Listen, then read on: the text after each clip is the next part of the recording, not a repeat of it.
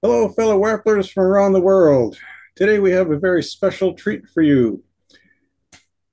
But first, I wanted to thank all the Wapplers who have been presenting in our Wappler meetups. It's been very enjoyable and educational.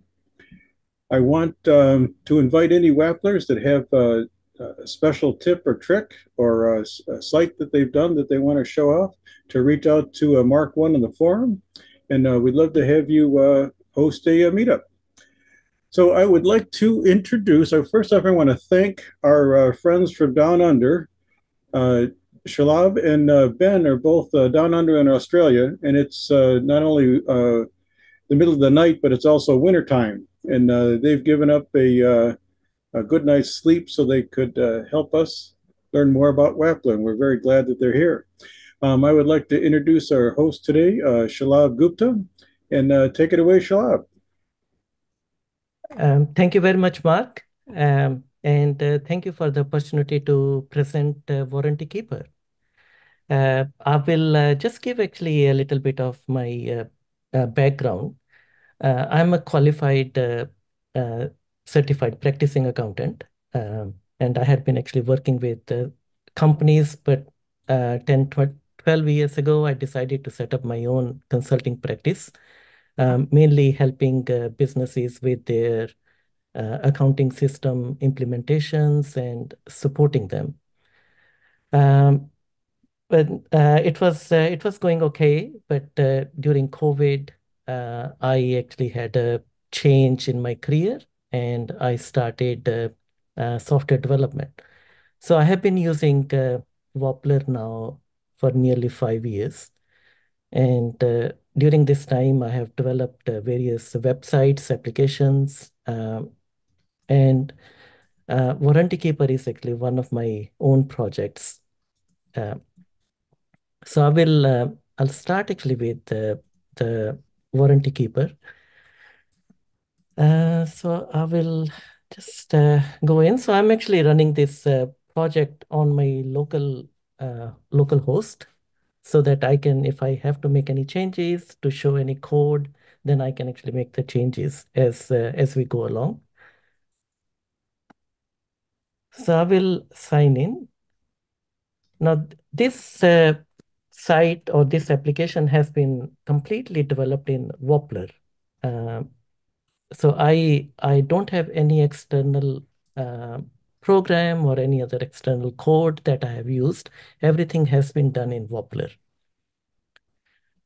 So Warranty Keeper is an application where uh, users, they can keep a record of their purchases, the receipts, and any warranties that are associated with their purchases. Now, the problem uh, the problem I identified was that people, when they buy any items, they are getting the receipts, but they're not actually keeping those receipts securely in any folder. Most of the times, actually, they are uh, either actually kept in shoe boxes or in drawers. But then, when the time comes to claim any warranty, then they don't have the receipts. So that was one of the problems, and also actually one of my daughters, actually, she had a problem with the warranty. So I decided actually to develop this application. Uh, so when the users log in, so they are presented with a list of all the purchases and warranties they have entered in the system. So they are also actually shown the warranty expiry dates, so they can filter the information. So they can actually say, okay, I just want to check how many warranties are above 60 plus days, or is there any warranty? There is no warranty within the next 60 days that is expiring, or the warranties that have expired. So they can filter the information, anything that has been archived or unarchived, so they can filter through that information. Now they can also actually go to each and every uh, product or purchase they have entered in the system, and they can look at all the details. So this is actually telling me that they purchased this water gas. Warranty started on 10th of August 23 and it expired on 9th of August 24. Any notes, if I actually want to enter any notes, like, they if they have any replacement or any call has been made by them, so they can keep a note. They can also look at their purchase details, the pricing, any additional info like categories, location.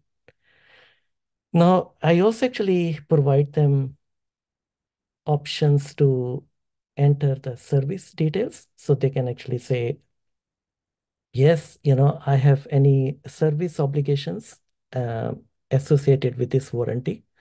So I can record that information, and I can also record any notes.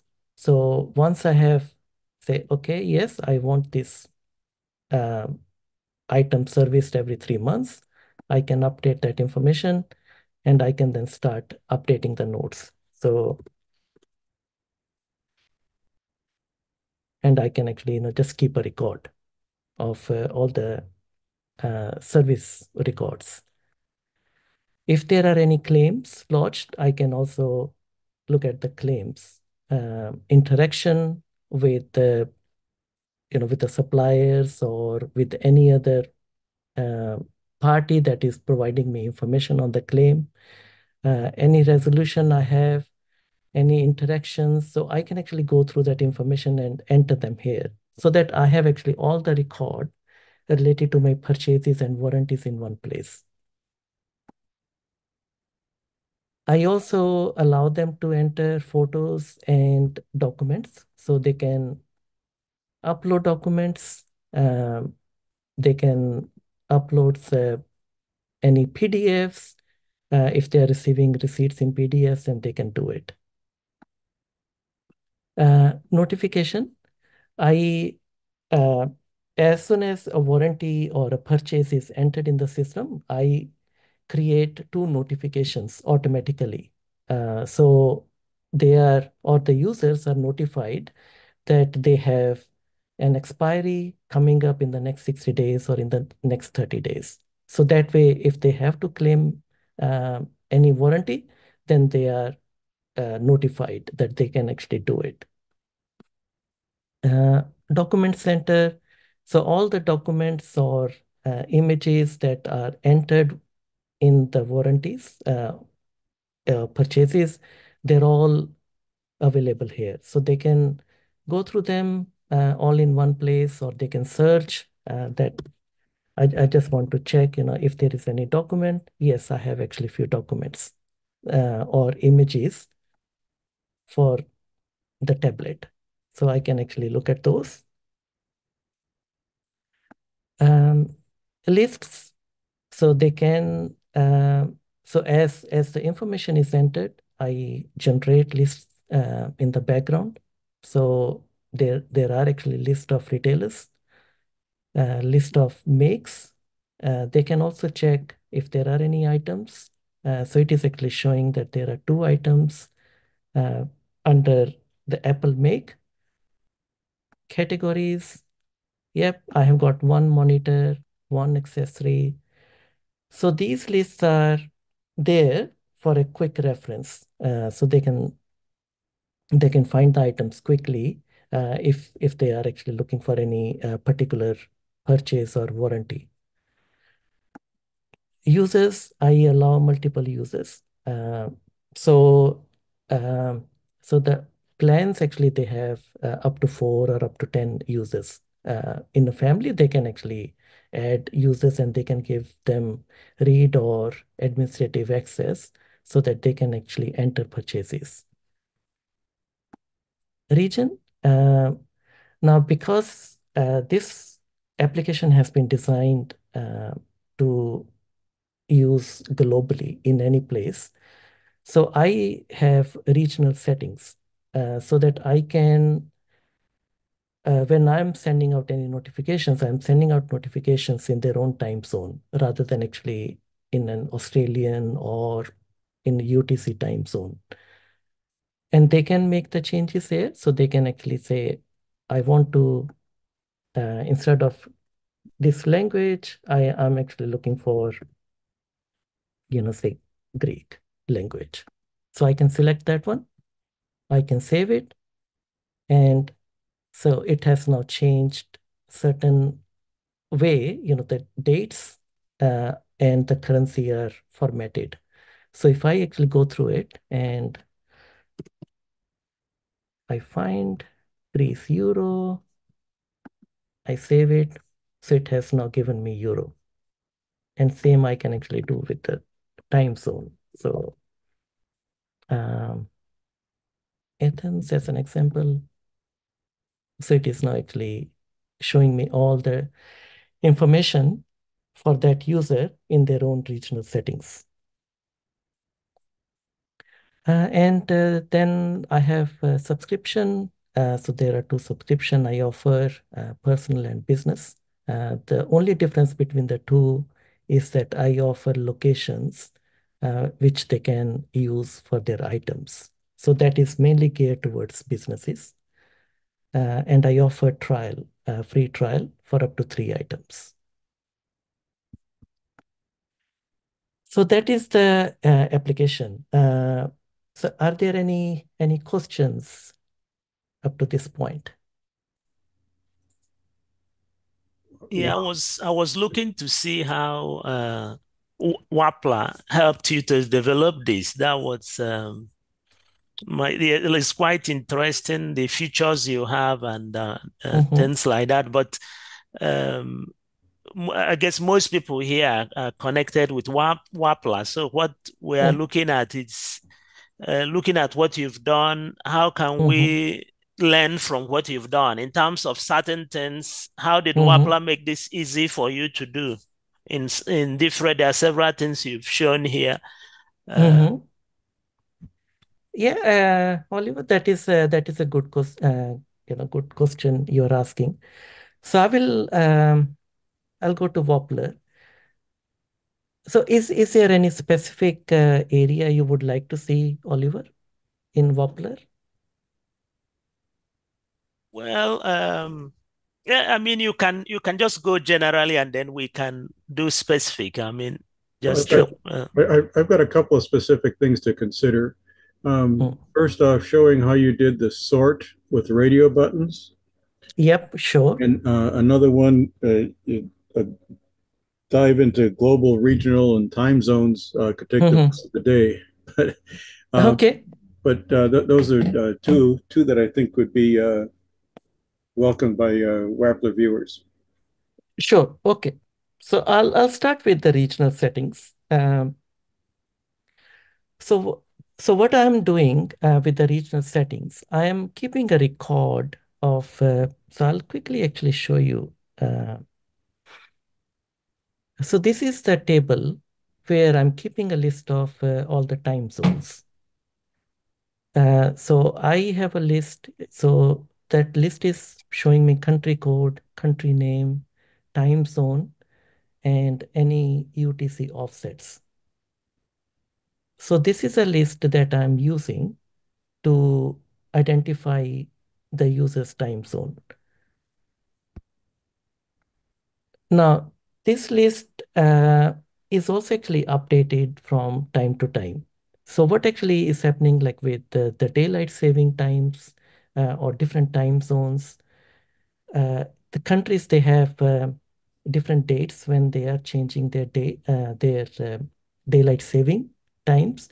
So I run an API on a scheduler that is looking for that information and then updating it in the database.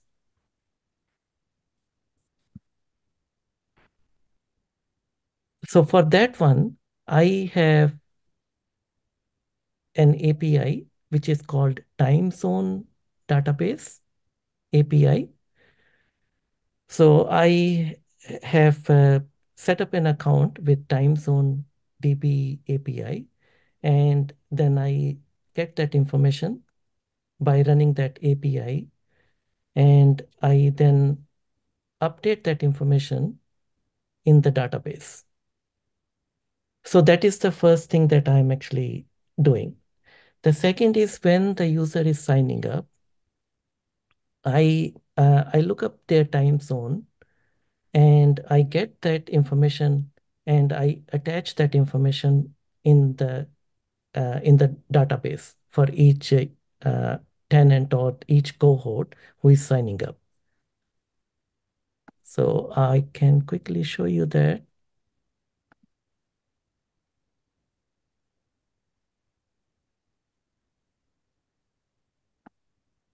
Okay. So here is the localization. So we made some changes and we changed that to Greece, Europe, and UTC offset. So it has all been calculated. And now this is actually saved in the database. So that is the information then I use when I'm calculating the uh, notification dates and times.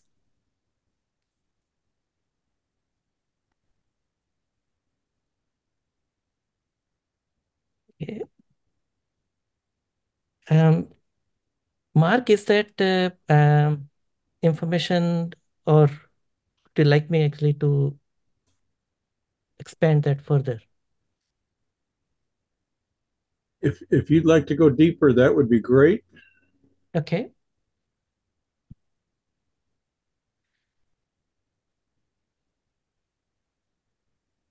Just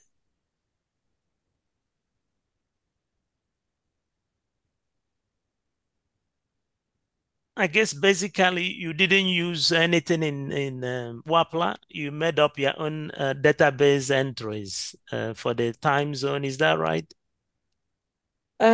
Oliver, Wappler doesn't have um, any time zone information.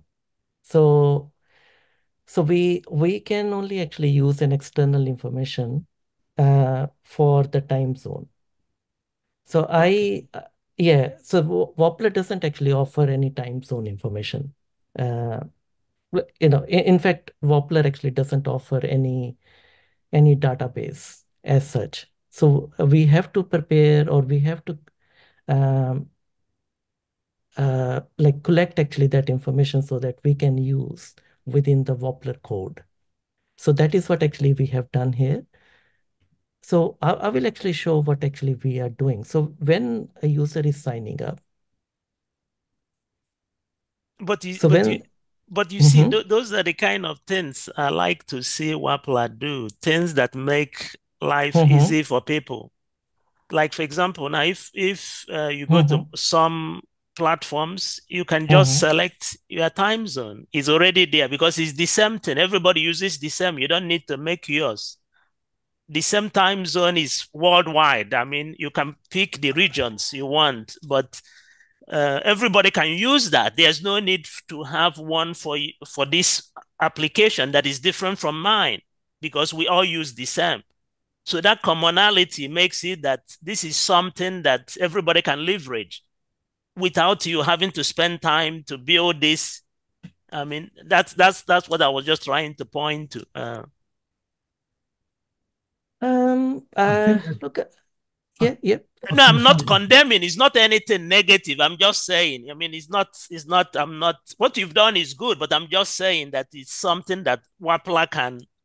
I mean, when we look at things that everybody can use, I mean, that will benefit everybody and save you time. Whether you spent 1 hour doing this, 1 day doing it, if you had that where you can just set it up, connect to it, and you start using it without having to worry about all the details. I mean, I Oliver, I think you've got a good idea there.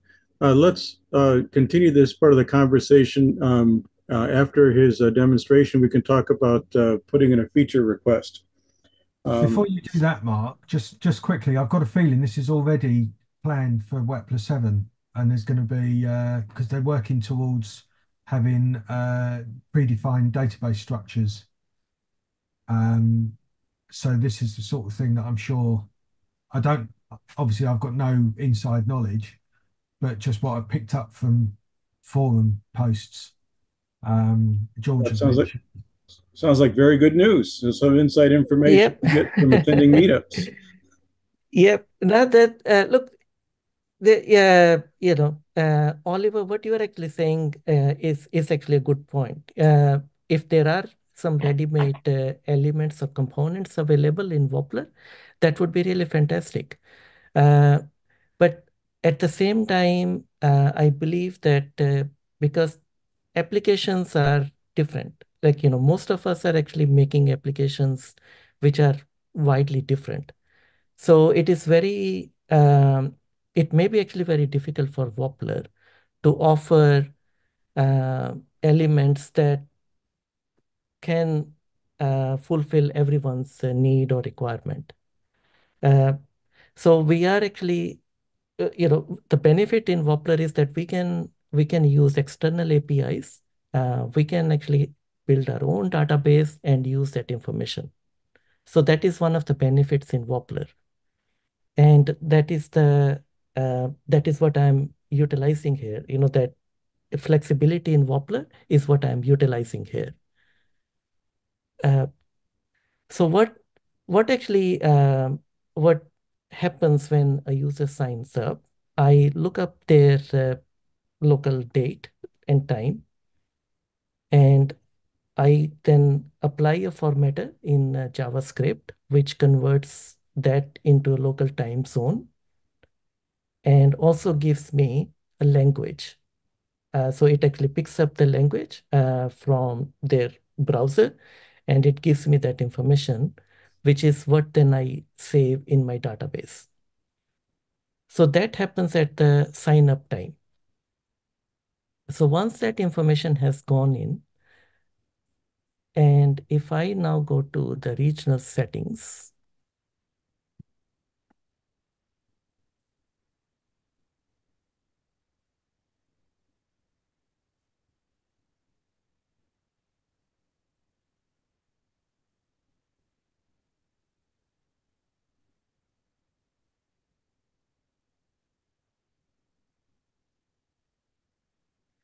so in the regional settings, I apply from that database information I have saved, I apply the language code.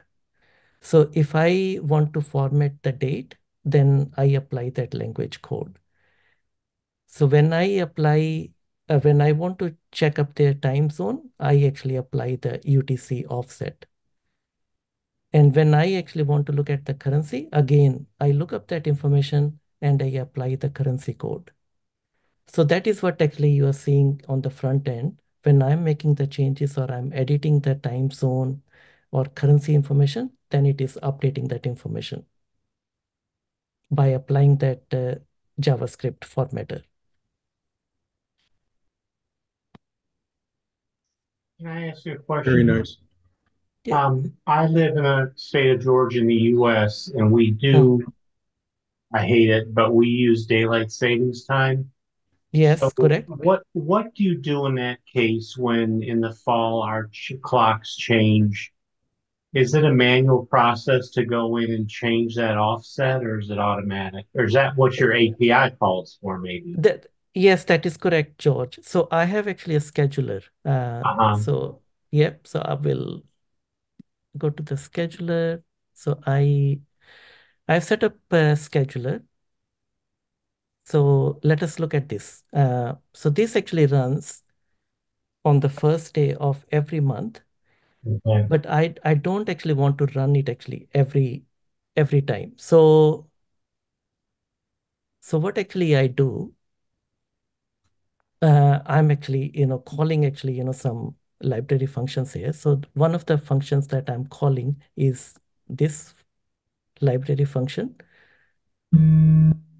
So in the API, I look up the information. I call the API. I look up the information. I get the country code name, zone names, their offsets, and then I compare that information with what I have already available in the database. If it is the same, then I don't update that information. But if it is different, then I update that information in my database. So that scheduler runs every month, and then it looks up the information through the API, and then it updates that information. So I'm actually automating that process rather than manually updating the information in the database. Okay, so let me ask this question. If you're Yeah. updating this the first of the month and Mhm. we don't operate on the first of the month, ours is like the second Sunday or some weird thing.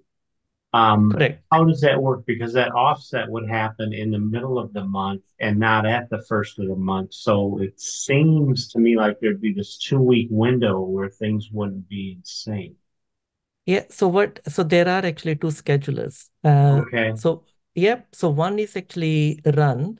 So I looked up when the daylight saving happens or the changes around the world. So I saw that it actually changes during these months. So it changes in March, Mhm. April, Right. September, Okay. October, and November. Yeah. So I then run these. So I actually check whether the current month falls in these conditions. If it does, then I run that API. If it doesn't, then I just leave it. Yeah. But Uh, what I'm asking is not just the month, but it's the day of the month or the week of the month. yeah, Um, it runs actually every 6 hours. So oh, there it is. Okay, thanks. I yeah. thought you had that Yeah. other one that was once a month, and this one's running in the hours. Okay, great, great. Yeah. So I actually also run it once a month, just to Okay, make sure that if there is anything left, then it will get updated. Yeah. okay, great. Awesome. Okay. Is there an expense to you to run every 6 hours instead of every hour to do that for performance, or are you being billed for your API calls to your time? This one is actually running on free plan Okay, because it is not actually very heavy right. in Doesn't making seem. calls. Yeah. Uh, So I can actually use the free plan. does Let me ask one question, guys. I don't want to bury in this one topic. But when you're making this API call, is there a loop for each zone, or you're making one API call and getting everything back? How's that doing for different zones? Yep. So what actually it is doing,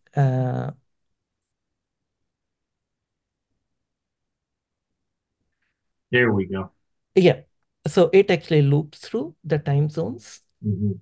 So it makes actually one call, it loops through the time zone, and Okay. then and then it actually updates that So your information. first call then returns the time zones Yes. from the API. Yes, correct. Okay. Correct. Yeah. Okay. That's all. I need. Very clever. Yeah. Nice, nice logic. Sorry, I missed that. I was just giving you kudos on your creativity. It's quite clever. Nice job. Oh, thank you very much, George. Thank you. You make it look easy. I have a comment. Yes. If you could reopen that update time zone list in local DB. Yeah, sure. So I just wanted to say that if anyone new to Wappler is watching this video, then they should kind of pause this screen because Mm. I just want to compliment you on how clean an implementation that your code is. And it is code, effectively what we see in front of us is code here. It's really clean, it's well structured, even down to the APIs themselves, they're nicely kind of structured in folders, etc. You're using a really good combination of library modules, whether they're included or they're exec, and you're catching errors with a try-catch loop, etc. So if anyone wants to see a good example of how to structure your API endpoints, here is one. Obviously, everybody does it different. There are other ways you could do this, but this right in front of you right now is a really good example. So I think you've done some great work here. That's Thank you very much, Scott. Can That you is take very a much moment? appreciated. Can you take a moment and open up the window so we can see users can see the complete steps?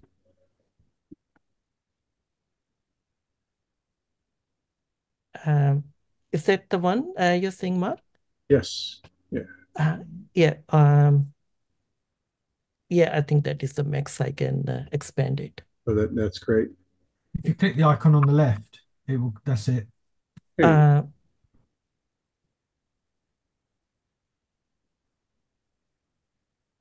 yeah, that is actually the max, I think. I'll say You can just you can close the tree you on the left. or undock it, undock Uh, the I think you can see everything you need to drag see it. in this window. It's Yeah, just that is it's just a nice big complex statement there. But yeah, just everything you need to see is right in front of you. Great uh, example. thank you very much, Scott. Thank you. Great. Okay. So does Wappler use cron job to schedule the run?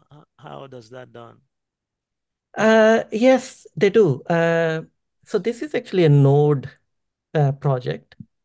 Um, so Node offers scheduling. I'm not sure actually if that is the same in other. PHP. Wappler doesn't Uh, offer scheduling for PHP. You have to do that in your cron, in your hosting. okay. Yeah. Yeah. So Node and in Node it is inbuilt. How stable is Node for production compared to PHP in terms of having to restart the engine from time to time? Anybody has any comment? Look, I can actually say from my own experience, I have now built 7, 8 projects, and all are in Node. And I haven't had any problem with Node. But I actually also have to mention that I use Docker for my deployments. But it may actually be different if you are using Node on another host, like cPanel or those actually kind of hosting places. So it may actually be a different experience. what Yeah, database? I run Node on Microsoft Azure on a app service, and it works just fine. I've never had a problem. Okay. Shalab, what database are you using? This one is using MySQL. Awesome. Yeah. Very good. But I have I have 2 or 3 projects which are using Microsoft SQL database as well. Well, from my perspective, you've made globalization and look easy. The way you've implemented this. I'm going to echo Scott's excellent comments. And Thank you. if anybody has any questions, now's the time. But if not, you could show us how you did the sort with the radio buttons. That would be something neat to see. Yeah, definitely, Mark. I have a list of questions, but I guess you can go ahead with the sort before. Yeah, yeah. Oliver, could we come back Yes. I was after going to this? Yeah. ask, how did you do your it might be something simple or whatever, but I just was wondering, how did you do your using Wappler, your authentication user setup, or did you just do that yourself? I mean, So authentication, you mean at the sign up stage? yes, for the Uh, user, yes. and the login stage? Yes. Mhm. Yeah, it's all done through Wappler, Oliver. Okay. Yeah, it has been done through Wappler, and it has two-factor authentication. So when a user logs in, they are sent via an email one-time password. So they have to put in that password to log in. Okay. Okay. How about language? I mean, there's no feature in Wappler to say, like, if you have a software in English and somebody logs in, he wants to switch to French. There's nothing like that. Language. Like Wappler doesn't have that inbuilt, but you will definitely find on the forum. I recently saw a language or translator, uh, Okay. yeah, a week ago or 2 weeks ago, and yeah, it can be done. Again, it can be done actually, in the code through APIs. So Wappler makes it very easy. Oh, I'm saying easy, like, if you know the process, then it is actually, something that you can always build in. How about for payment? Well, what did you use for payment? Credit card or whatever to collect money on your application? I'm using Stripe. Stripe, okay. Stripe. Yeah, I'm using Stripe payment gateway. Okay. Yep. Which is already inbuilt in Wappler. Yes, it is. Okay. It is available. Yeah. Okay. Okay. So, Mark, so are you actually saying these radio buttons, or the ones actually, the ones that I have here, 60 plus days and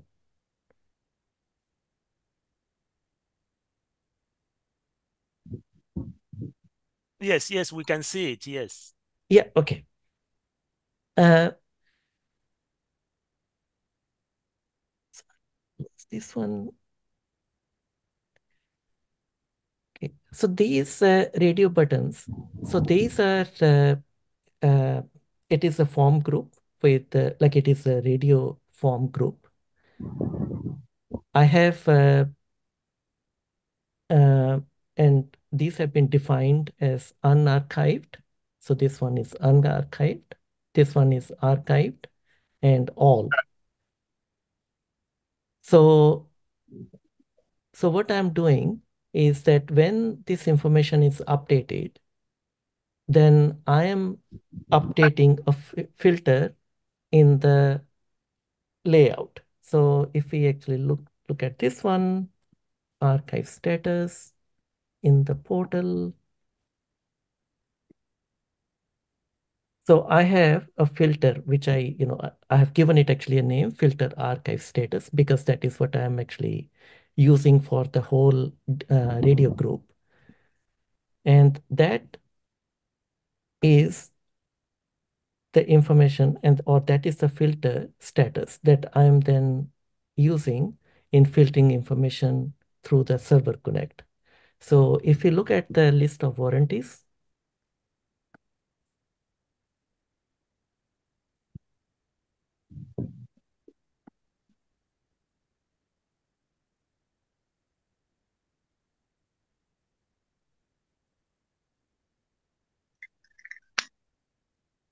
so I have a get variable, archive status, filter archive status, and this is the one that I am using in my list items conditions. So this is where I'm actually using that. So I'm actually saying where the item archived status is equal to this, or the conditional step is there. So if we don't select any, then it actually shows all. If I select any status, then it will filter that information. Excellent. Can you And go back? Go ahead. yep, sorry, George. I didn't want to interrupt you. Can you go back? You had a pager that had a huge list of like properties or something. Can you go back a couple of screens? Um, I think it was that one? no, it had this long list of values or something like that. Oh darn it, we didn't lose it. Maybe this was the one. Yeah, no. Yes, Yes. yes, What is yes. all that up there? DMX value. What are those? What are those? They are variables that I'm using in different places. So I can give them any value in Are the we app. inside So of an API? Are we inside of an API here or a page? we are actually inside the layout page. The layout page, okay. Yes, yeah. And So you do this because that variable value can be passed from page to page? Is that Correct. how that Correct. works? Oh, okay, I That haven't done that yet. Okay, Yeah, yeah. So okay. so that is the purpose. Okay. Yeah. So if I use them in the layout, then they are accessible on all the content pages. But if Okay. I keep them locally in a content page or Mm-hmm. set them up in a content page, then they are only available Right. locally in Okay. that content Yeah, I page. haven't Yeah, done that feature yet. yeah. So I use them. Uh, my 90% variables are actually in layout pages. Are these stored as section, or do you know how they're stored? Sorry, George? You know if these are session variables or how they're stored, how they're passed? Session variables, they will, like on the front end, No, they will. what I'm asking here is if these are values can be passed page to page, how are they Hmm. passed? What what mechanism behind the scenes is being used? Okay. So when we say actually, the values are passed, so they are, instead of actually using them as passing the values, I can call that variable in any content page. Okay. So if I look up this information So on is it the, not passing a value? It's just a, it is, yeah, it is not actually passing a value per se. okay. That's I Yeah, yeah. understand what you're doing now. Yes, yeah. Yeah. More of a global type variable as opposed Yes, to they a are actually sensitive global type. Okay, variables. thank you. Yes, yes, yeah. Does this show in the design view, or you did this custom yourself? Yeah, everything has been custom built, Okay, Oliver. not you can't do this from the design view of components, Wappler design. Uh, Because you are showing code. What I'm saying, if you go into design, one be able to see this on the left hand side? Sorry, on the right hand side. I mean, on the right hand side, would one, if you go to design yes. for the front end. Yeah, yeah, okay. If you would like to see on the front end, yep. So that is the front end. No. What I mean is in Wappler. Mm-hmm. I Mm-hmm. mean, The tree, you want to see the tree? yes. I mean, I was just wondering if some of this was done under Wappler or he just has his source code and that's it. I mean, it's not. Expand right. Yeah, that's it. Yeah, Yeah, that's what okay. I mean. All those are Okay. showing in those panel. Are they showing there? Uh, yeah, they're all actually in this panel. Yes. Uh, so this is just a properties page. Okay, that's So what you say. You said it was custom, but I was wondering if you designed it because I use the design the GUI a lot. mm-hmm. I've written JavaScripts and all that, but if it can be done through here, I would rather just go there and select what I want, put in the values, and continue. I mean, Uh, what I understand, what you are actually saying, Oliver, is that so when you are looking at this particular code or this particular design layout, then this is all custom built. So this is how I wanted it uh, to look like. So that is what I have done here. So if you actually look at the code, I will actually hide this one and I'll hide this, or I split this one. See, I'm actually using flex boxes. I'm using conditional, the filters here. So I'm using conditional values here, containers. So all that has been hand coded. okay, hand coded. That's the key. Okay, Yes. hand coded. Yeah. Okay. So when I say hand coded, that uh, Wappler offers components. So Wappler offers conditional regions. Wappler offers tables. Wappler offers Custom. Buttons. Wappler buttons. offers buttons. Exactly. Exactly. Mm. So we put them together the way we want them to be seen by the user. So that is up to us how we want that to show, how we want it to look like. So Wobbler doesn't say or offer anything in that sense. Okay, so Or it provides us the flexibility the way we want it to. okay, so what wondering is Mm. if you didn't want to write the code, maybe you don't Mm-hmm. have the knowledge. You just Mm-hmm. know the business. You understand this software, this application you've done, but Mm-hmm. you are not very good at JavaScript. But you are using Wappler. I mean, Mm-hmm. couldn't you still do that from the GUI to select and manipulate what you want to get without writing code? Yes, you can do it, but it will be I can say that it will probably limit your choices in how you want to design it. Because if you want to if I wanted to look this particular element like this, then I had to do some hand coding.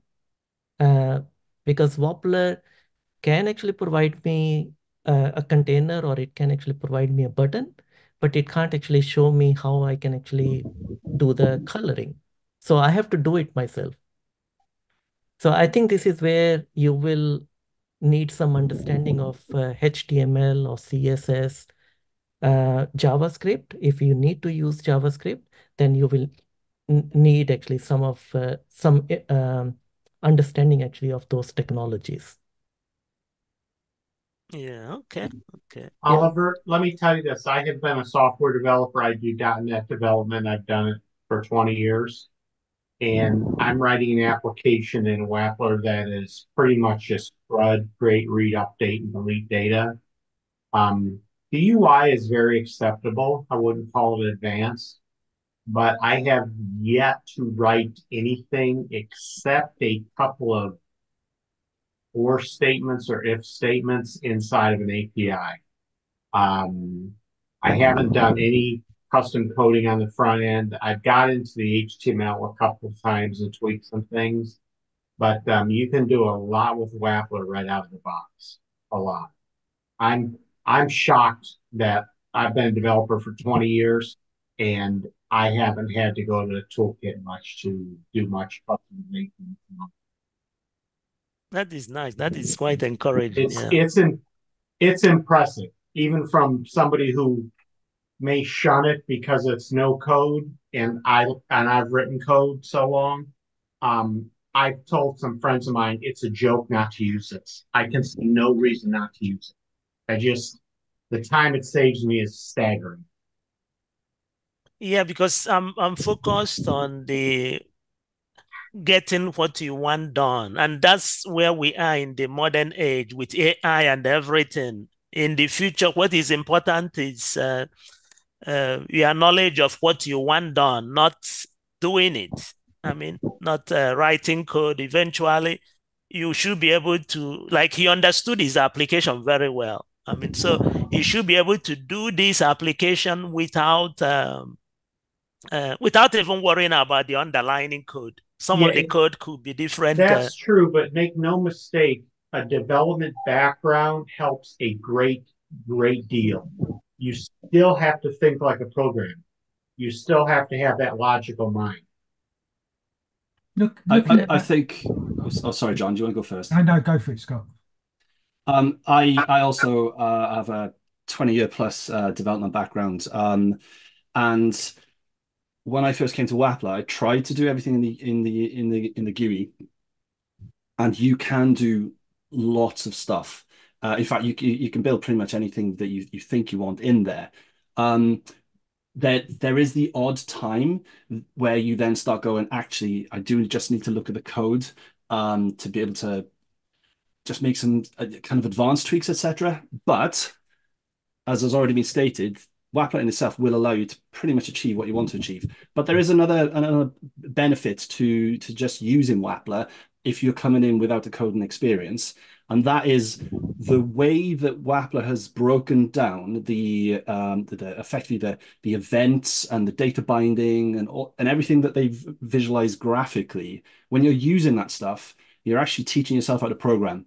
And Yeah. so in learning those concepts, there will come a time that you will look at the code and you'll go, I understand what that code means now. I can read it. And you learn that from using the Wappler UI. So it's a stepping stone moving you forward into learning how to program. Whether you want to or not, you will pick that skill up by Yeah. using Wappler to build stuff. True.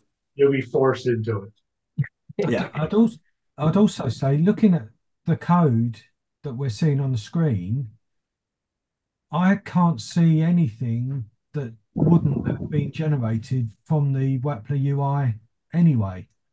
So Yes. you saying that you've custom typed that, I would be thinking, surely not. That's all generated from the Wappler UI. And if it's not, then you could have saved yourself a heck of a lot of time by doing it that way. Like that clicking on, Okay. yeah.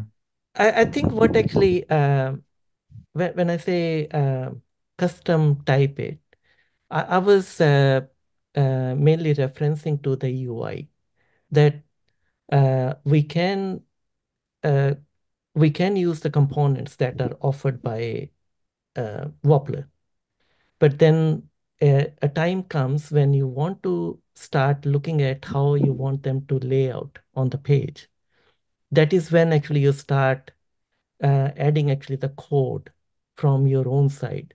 Like, do I actually want this particular section to collapse? When do I want that to collapse? Uh, do I want this section actually to have, column 6 or column 4? Of course, it is actually offered by Wobbler, but there's like when you have more understanding actually of the HTML or CSS, then you start actually looking at uh, making those layouts the way you want them to.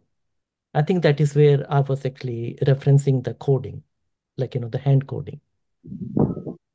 But you've not got actual hand coding in what we're seeing there, have you? I mean, if you were to go to the structure, the tree structure, Yeah, if you click on the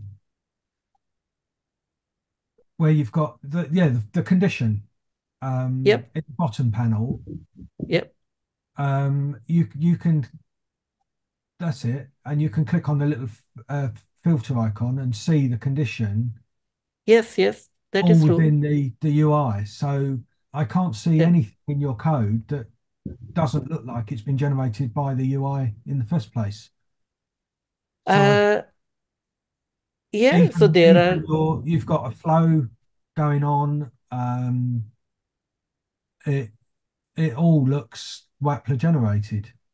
it looks Wobbler generated, but there are actually some instances, or there are actually sometimes that the code doesn't work through the GUI, through the GUI. Then you have to actually type it. Uh, so we have actually, seen uh, many many times that this condition actually wouldn't actually bring up the code correctly. So in that instance, you just have to type it because you just want that actually, particular code actually to run in a certain way. So So yeah. for this, did you have a captcha? Did you use captcha for your? No, I'm not using CAPTCHA, Oliver. You don't think robots would try to come and log in or create an account or something? I'm using input honeypot. I believe that was um, shown by Ben. Am I right, Ben? Like, that was a long time ago. Yes, that is quite right. But in the meantime, I've come up with a different solution. Okay. Actually, this was done by Brian in his series of starting with Wappler. That's to create a code on the server side Mm-hmm.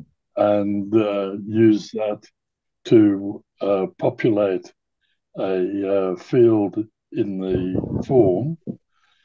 And if that code has changed, then there is a condition that the form cannot be processed. Okay. Yeah, it's a little bit more advanced than just the honeypot that Just you a saw in honeypot. the first place. Yeah.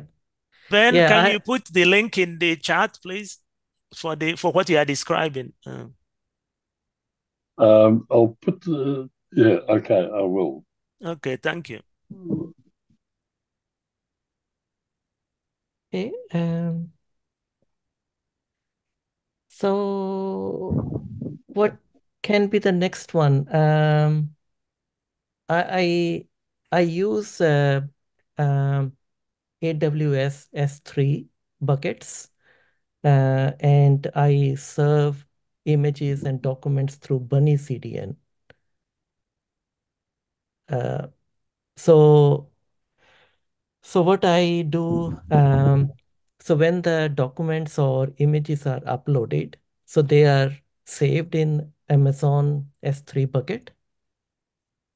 And then from there, they are actually picked up or they are actually pulled into the Bunny CDN. So when I say Bunny CDN, like that is actually just the name of the CDN service I use. And that is linked to my Amazon S3 bucket.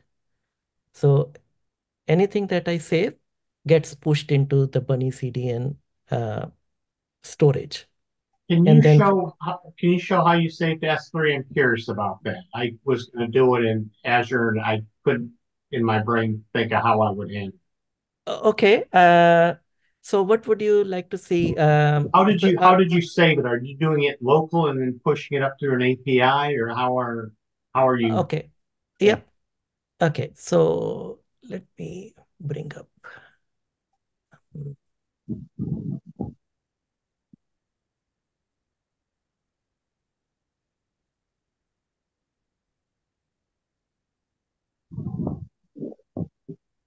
So let us take an example of this.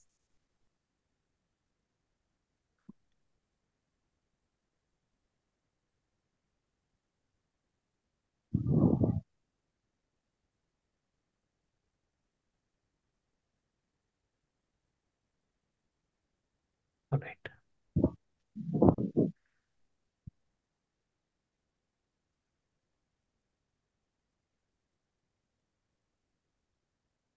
Okay. So we take an example. So I have this model where I give users a place or drop zone where they can upload photos. So this drop zone, so I will then look at the form, and I'm actually calling this server action. So in this server action, I'm using Amazon S3 bucket. So I initially load them on the local server. I do some resizing of the image. And once I have done that, I actually then put them into the S3 bucket. So I generate two files. One is full resolution and the other one is thumbnail. Okay, So so when you do save it locally first. They are loaded actually first. So the Okay. file has to be uploaded to the local server so that I can actually do the processing. Right. So yeah, So it looks like S3 here is a component inside of Wappler. S3 is available inside Wappler. Yes. Okay. Okay. Yep. That makes more sense than me because I was trying to go to Azure Okay. Now, document storage. yeah. So Wappler offers S3 storages. Mhm. So Okay. Amazon, AWS is one of them. DigitalOcean is another one. Wasabi. So there are actually 4 or 5 different Okay. S3 compatible services available. So you can actually use any of them. I can probably Yeah. yeah. So once the files have been uploaded into Amazon, I have I have a link between Amazon and the CDN service. So when I call the image, it is pushed from the from S3 bucket into the CDN storage, and then it is served from the CDN storage. Right. Okay. Yeah, so I have actually linked the two. Yeah, some kind of connector built in. Yeah, and CDN, it is fast, it is globally Right. available, uh, and it also actually saves me from any data egress charge Oh, because does it? Okay. yeah, because it has now been saved in the Bunny CDN Right. storage, uh, and that is actually very cheap, uh, to serve the images from there or to serve the documents from there. All right. Well, Okay. we've reached the top of the hour. I want to it's time to bring our session to a close. I want to thank you again, Shalab, for getting up in the middle of the night, in the middle of winter, to present your most excellent site to Wapplers. As you can tell by the questions and comments, it was greatly appreciated. I wish in these sessions we could give a round of applause so you could, hear it. Yeah, there we go. Round of applause. Thank you very much. Thank you, everyone. That's the best That was we can. excellent. Congratulations. It was excellent. Well done. And we do Thank you very much. Well, Thank you. I look forward to catching up with everybody again on the forum. If you any Wapplers out there want to present to the Wappler community, reach out. We'd love to talk to you. I wish Yeah. you all a very safe and prosperous weekend, and we look forward to seeing you next month. Yeah, Mark, if I may just thank you everyone. Say thanks to everyone for their excellent questions and for the encouragement. So I want to thank everybody. And also I want to say that if you want to reach out to me for any um, information on anything that you have seen today or you have any questions, I will be very happy to answer those questions. Well, that's very generous. Thank you Thank you. so much. Do you have your email on the chat?